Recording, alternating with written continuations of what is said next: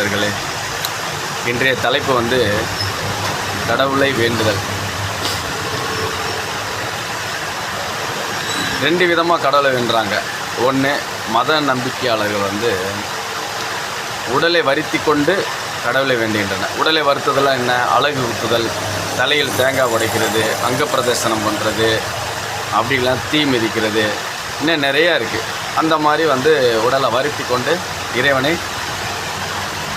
வேண்டுகின்றனர்.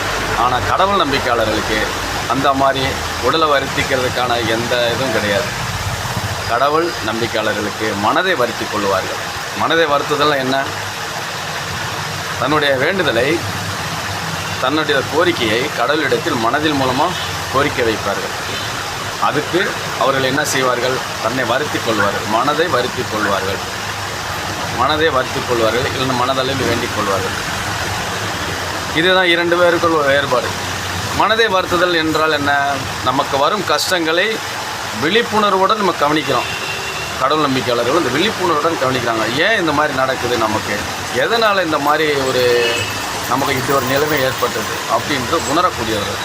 அவர்கள் உணர்ந்து அதை எப்படி சரி பண்ணலாம் என்று மனதோடு மனது வைத்து கடவுளோடு மனதளவில் பேசக்கூடியவர்கள் கடவுள் நம்பிக்கையாளர்கள். அதனால் அவர்கள் மனதளவில் பேசக்கூடியவர்கள்.